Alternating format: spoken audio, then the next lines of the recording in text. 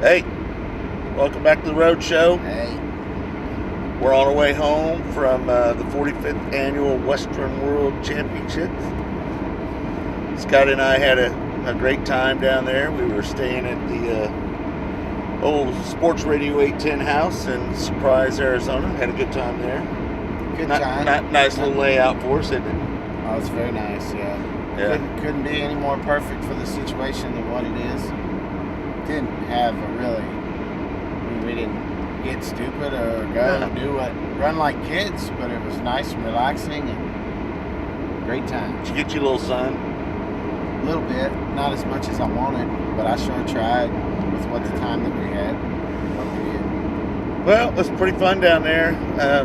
I guess we'll just touch on some of the notes from down there. We don't have any notes. We don't do notes, do we, Scotty? You do more notes than I do. We're talking about right now. Right. Yeah, now. No, Scotty's not real studious type. That's not his thing. He just likes to go when the lights come on. That's what he likes doing. Forget about the particulars and the details. How you doing? Anyway, good time, but I think I speak for Scotty and I both. I think the highlight, not to take away from Jason Johnson winning his championship and the race and what have you, but highlight for me was definitely seeing the old 77 Frankenstein car getting victory lane with Casey Schumann on his qualifying night, holding off Brady Bacon, who was a couple tenths faster by what the transponder speed said. But Casey ran a perfect race, and you know me, I said it several times on the broadcast. Jesse was helping him wheel that thing around there. Like you said, he had those puppet strings going. Right. He was running the show from up there. Him and coordinated the whole event. Him and Daniel both. Him and Daniel were working right alongside with Kevin Montgomery. It was a conspiracy at the Western World this week. It really was. But that was the highlight, though, man, wasn't it for you? I know it was for me. Oh, absolutely. Ironic as it all twisted out. Jason Johnson wrapped up the championship on his qualifying night, the same night that Casey wins in Jesse's car. Brady follows him to the checkered flag, real close behind, and then you don't want to undermine or overshadow Wayne's accomplishments Saturday night after the racetrack took rubber, and it was a conservation battle for tires as Jason lost his, and who else lost?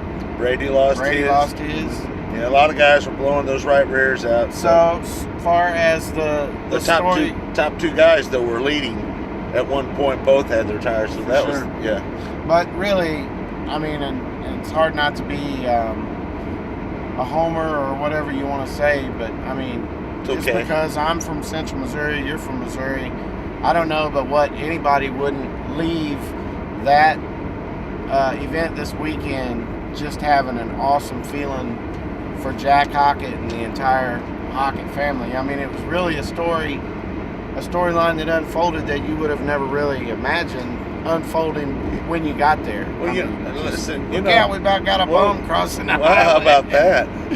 But you know what? We've done a lot of broadcasts together, you and I have, over the years. A lot of really cool interviews. You just think about them, including the Chili Bowl and everything that's happened, and some of the races that we've been to. But I don't know if I enjoyed the post-race interviews more than I did that night down there in Victory Lane with Casey and then Papa Jack getting in there. And it was so emotional, and knowing that car is what it is. That's the most amazing part of the story. 40 races on an old motor that had Tim valve springs. Jesse's uncle Tim Rowden built that motor.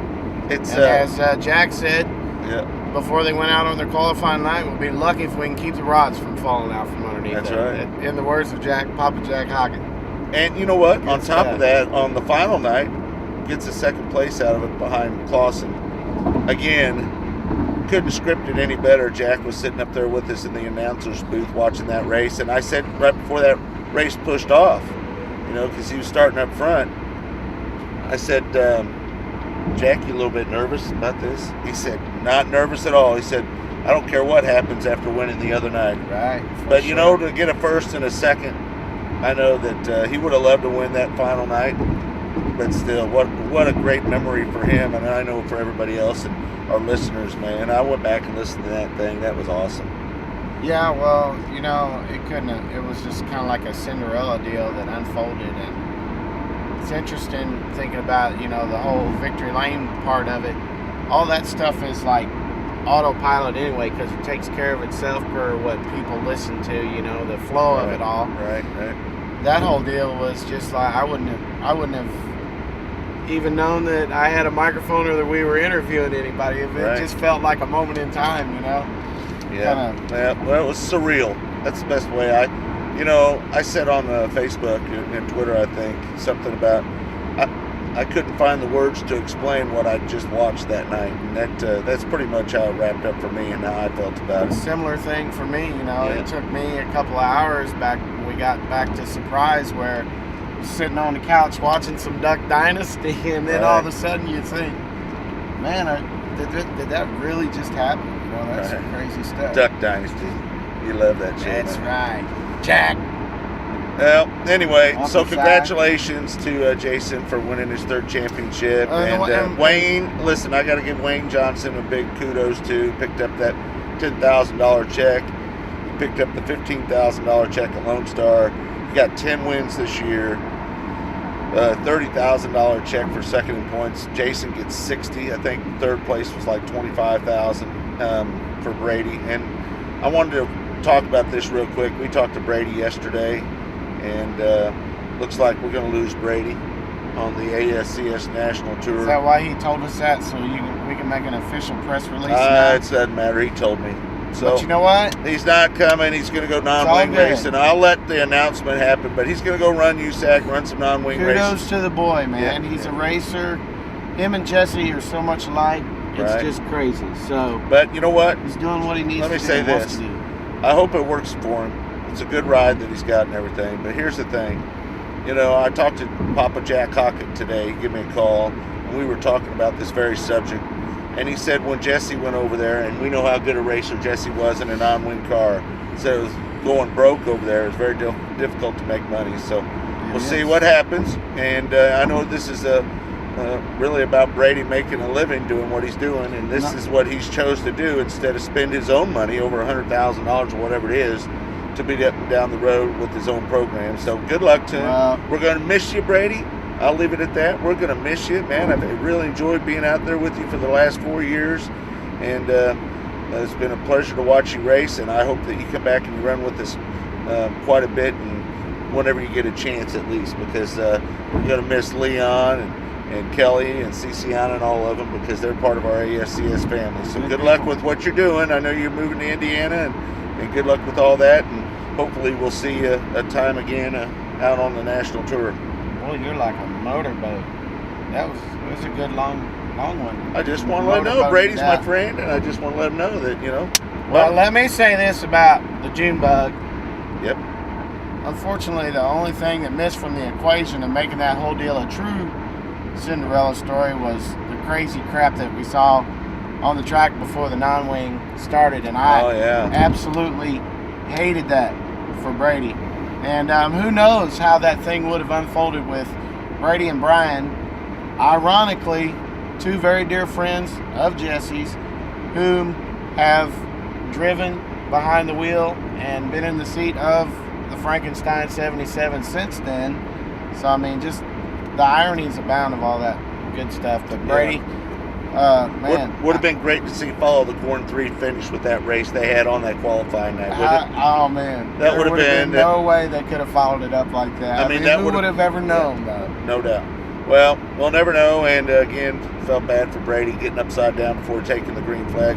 Got any opinions on that, what happened there? With the Brady track? Deal? I mean, do you think they should have... Well, I don't know, man. I mean, there was, you know, when that accident happened and I went up there, there was, it was snotty, grimy, and greasy.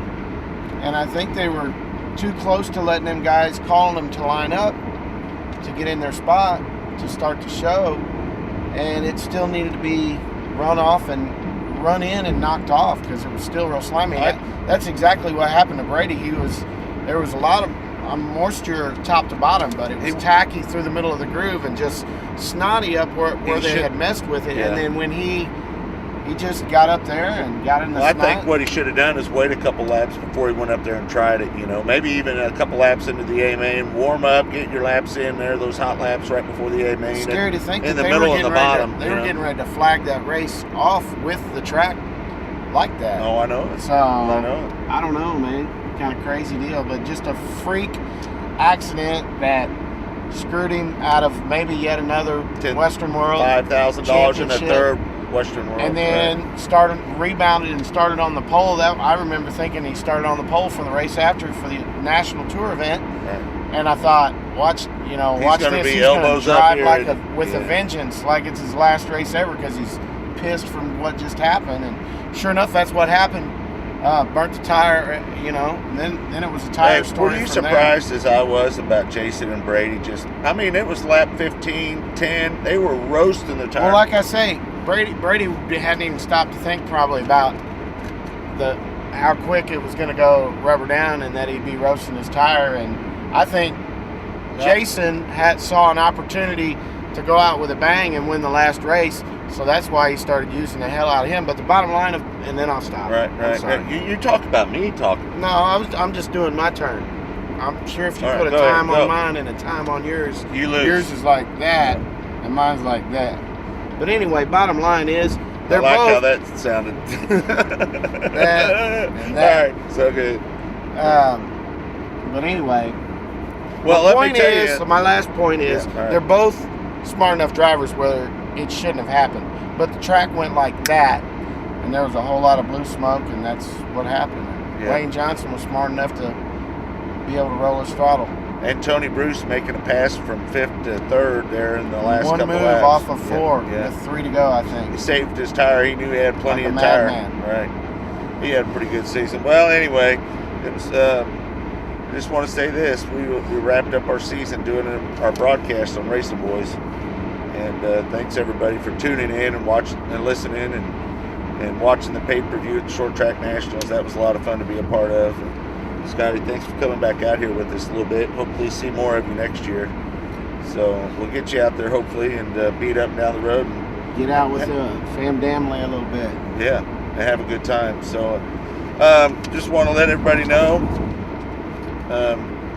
the good officers of the state of Texas, the Highway Patrol, only a warning for 81 in a 75, so I want to thank them for doing that for me, just giving me a warning instead of giving me a ticket.